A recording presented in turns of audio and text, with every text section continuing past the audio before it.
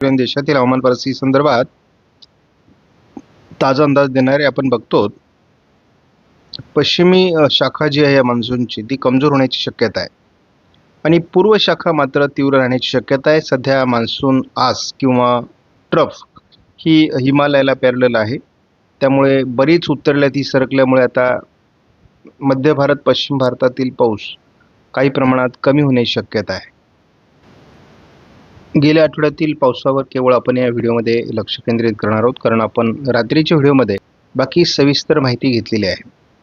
गेल्या आठवड्यामध्ये कोकणामध्ये विशेष पावसाची नोंद झालेली नाही, केवळ 31% पावसाची घट होती, परंतु 79% पाऊस मध्य महाराष्ट्रामध्ये गेल्या आठवड्यात पडलेला आहे. 141% पाऊस हा मराठवाड्यामध्ये पडलेला आहे आणि विदर्भामध्ये 90%, तर एकूण जवळपास 55% पावसाची नोंद झालेली आहे. म्हणजे याचा अर्थ असा होतो की गेला आठवडा हा दुष्काळातून मुक्त करणारा आठवडा ठरलेला आहे. दुष्काळी भागात विशेष म्हणजे हा पाऊस झालेला आहे. देशातील स्थितीमध्ये बऱ्यापैकी परिवर्तन झाले. 11% पाऊसमान हे आपल्याला भारतामध्ये दिसते आणि म्हणजे 89% पाऊस हा भारतामध्ये नोंदला गेला आहे. त्यामुळे एकूण स्थिती सुधारते आहे. तसं अजून पूर्व राजस्थान, पंजाब, हरियाणा, उत्तर प्रदेश, बिहार, झारखंड, पूर्व मध्य प्रदेश, आंध्र प्रदेश, रायलसीमा, दक्षिण कर्नाटक आणि केरळ, पूर्वेकडील सर्व राज्यात अजूनही दुष्काळी परिस्थिती आहे. आता आपण एकूण जर स्थिती बघितली की 5 ऑगस्टपर्यंत काय होती, तर गेल्या वर्षी मोठ्या पाणी प्रकल्पांमध्ये 79% पाणीसाठा होता. आता तो 80%वर पोहोचला आहे. याचा अर्थ गेल्या वर्षीच्या तुलनेत परिस्थिती सुधारली आहे. मात्र अजूनही अमरावती विभाग आणि छत्रपती संभाजीनगर विभाग या ठिकाणी पाण्याची कमी आहे, तर ती भरून निघणं आवश्यक आहे. मध्यम प्रकल्पांच्या बाबतीत देखील गेल्या वर्षीच्या तुलनेत पाण्याचं प्रमाण कमी दाखवण्यात आलं आहे आणि या ठिकाणी देखील नागपूर, अमरावती आणि छत्रपती संभाजीनगर विभाग हा कमी पावसाचा दाखवण्यात आलेला आहे. लघु प्रकल्पांमध्ये मात्र अजून फारशी सुधारणा झालेली नाही आहे. म्हणजे जे मराठवाडा किंवा विदर्भातील स्थानिक प्रकल्प आहेत या ठिकाणी अजून कमी दिसते. मात्र एकूण सर्वसाधारण पाणी प्रकल्पांचा जर आपण विचार केला तर या ठिकाणी आपल्याला गेल्या वर्षी 71% पाणीसाठा होता आणि आत्ता 70% पाणीसाठा आहे. त्यामुळे आपण गेल्या वर्षीची सरासरी गाठलेली आहे.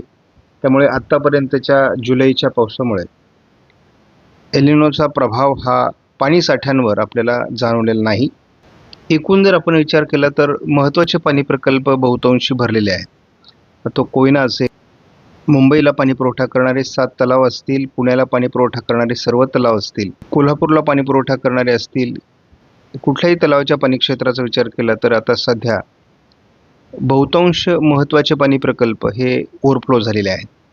पाणी प्रकल्पांची चिंता ही जी आपल्याला आहे ती लातूर विभागामध्ये अजून पाणीसाठा कमी आहे. त्यानंतर धाराशिव विभागामध्ये पाणीसाठा कमी आहे. नांदेड विभागामध्ये देखील पाणीसाठा कमीच आहे. हिंगोली आणि बीड विभागातही पाणीसाठा कमी आहे. जवळपास यवतमाळमध्ये देखील 57% पाणीसाठा आहे. सांगण्यास तात्पर्य एवढंच आहे की अजून देखील मराठवाड्यातील आणि विदर्भातील काही पाणी प्रकल्प जे महत्त्वाचे आहेत ते भरणं बाकी आहे. सध्या पावसाचं प्रमाण हे पूर्व भारत, उत्तर भारत आणि मध्य भारताचा पूर्व भाग या ठिकाणी वाढलेलं आहे. त्यामुळे या ठिकाणी जी पावसाची कमी आहे ती भरून निघण्यासाठी आपल्याला मदत होईल. कोकण किनारपट्टीला सध्या महाराष्ट्रामध्ये पाऊस दाखवला जातोय. उद्या 7 तारखेला केवळ ढगाळ परिस्थिती आहे महाराष्ट्रामध्ये. कोकणात पावसाच्या दिवसभरात 1-2 सरी होऊ शकतात. ढगाळ परिस्थिती कायम आहे. स्थानिक वातावरणाची शक्यता राहील. विशेष मोठी सिस्टम सध्या भारतात जरी नसली तरी राजस्थानमध्ये आणि झारखंडवर एका सिस्टमची शक्यता आहे. पावसाचं प्रमाण 10 तारखेला तसं कमी होतंय. 11 तारखेला एक उत्तर भारतामध्ये सिस्टम कार्यरत असण्याची शक्यता आहे. विशेष प्रभावी अशा प्रकारचं वातावरण महाराष्ट्रामध्ये 12 तारखेला नाही, 13ला नाही, 14ला नाही आणि 15लाही नाही. तर एक वेगळ्या प्रकारचा खंड या ठिकाणी सक्रिय राहण्याची शक्यता आहे 15 ऑगस्टपर्यंत. आणि 15 ऑगस्टला आपण परतीच्या पावसाचा अंदाज देणार आहोत. कोकण किनारपट्टीला अधूनमधून हलक्या सरी होऊ शकतात, परंतु विशेष प्रभाव राहणार नाही. आपण ECMWF मॉडेलचा महाराष्ट्राचा नकाशा बघत असतो, परंतु आज आपण पावसाचं प्रमाण कमी झाल्यामुळे या ठिकाणी देशाचा नकाशा बघणार आहोत. आणि आपल्याला स्पष्टपणे जाणवते की महाराष्ट्राच्या मराठवाडा, पूर्व आणि विदर्भामध्ये आज पावसाची शक्यता या मॉडेलने दाखवलेली आहे. मध्य भारतावर आणि उत्तर भारत, पूर्व भारत पावसाचं प्रमाण दाखवण्यात आलंय. कोकणातील आणि हळूहळू महाराष्ट्रातील पावसाचं प्रमाण जरी कमी झालं तरी विदर्भात 7 तारखेला देखील पावसाची शक्यता दाखवण्यात आलेली आहे. आणि थोडं बंगालच्या उपसागरामध्ये ECMWF मॉडेलने अतिशय चांगलं वातावरण दाखवलेलं आहे, परंतु याचा किती प्रभाव पुढे वाढतोय बघायचं आहे. 8 तारखेलाही विशाखापट्टणमच्या दरम्यान वातावरण निर्मितीची शक्यता आहे. मध्य भारतावर, पूर्व राजस्थान वगैरे भागात एक कमी दाबाचं क्षेत्र असल्यामुळे पूर्व विदर्भात थोडी पावसाळी परिस्थिती राहू शकते. 9 तारखेपासून मात्र महाराष्ट्रातील पावसाचं प्रमाण कमी होईल. थोडं राजस्थान आणि मध्य प्रदेश पश्चिम भाग या ठिकाणी पावसाचं एक सिस्टम असण्याची शक्यता आहे. 10 तारखेला उत्तर भारतात, पूर्व भारतात, पश्चिम भारतात म्हणजे राजस्थानमध्ये पावसाचं प्रमाण थोडं आहे. त्यामुळे कोकणात आणि उत्तर महाराष्ट्रात थोडं पावसाचा प्रभाव 10 तारखेला दाखवण्यात आला आहे. मात्र महाराष्ट्रात किरकोळ स्थानिक वातावरणापलीकडे पाऊस असणार नाही. 11 तारखेलाही उत्तर भारत, मध्य भारत असं पावसाळी वातावरण आहे. त्याचा थोडा परिणाम उत्तर महाराष्ट्रामध्ये म्हणजे नंदुरबार, धुळे, जळगावमध्ये होण्याची शक्यता आहे. कोकणातही हलक्या सरी होत राहतील. 12 तारखेला विशेष पाऊस तसा नाही आहे. 13लाही विशेष पाऊस नाही, परंतु एक वातावरण निर्मिती किंवा एक सिस्टम या ठिकाणी बंगालच्या उपसागराच्या उत्तरेला बनण्याची शक्यता आहे. जी सिस्टम आपल्याला 15 ऑगस्टला महाराष्ट्रावर येईल असं वाटलेलं होतं, मात्र आपण बघतो 13-14 तारखेला ही सिस्टम पूर्व मध्य प्रदेश, छत्तीसगड, झारखंड, ओरिसा या राज्यांसहित उत्तर प्रदेश, बिहार, पूर्वेकडील सर्व राज्य ज्या ठिकाणी आता दुष्काळी परिस्थिती आहे या ठिकाणची परिस्थिती सुधारण्यास मदत करेल. पश्चिम भारत, मध्य भारताचा पश्चिमी भाग आणि दक्षिण भारत या ठिकाणी मात्र पावसाळी प्रमाण कमी होते. महाराष्ट्रावर त्याचा परिणाम झाला आहे. ही सिस्टम महाराष्ट्राकडे येत नसल्यामुळे 15 तारखेला महाराष्ट्रात विशेष पाऊस असणार नाही. खंडाला जोर मिळेल. 16 तारखेला महाराष्ट्रात विशेष पाऊस नाही. 17 तारखेला महाराष्ट्रात विशेष पाऊस नाही. 18 तारखेला भारतात बऱ्यापैकी पाऊस कमी होतोय.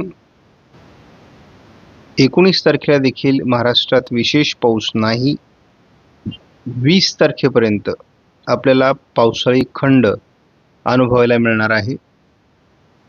साधारण आपल्याला 13-14 तारखेला विदर्भापर्यंत तरी पाऊस होता, परंतु या सर्व राज्यांमधला पाऊस 15 तारखेनंतर आणखी उत्तरेला सरकणार आहे.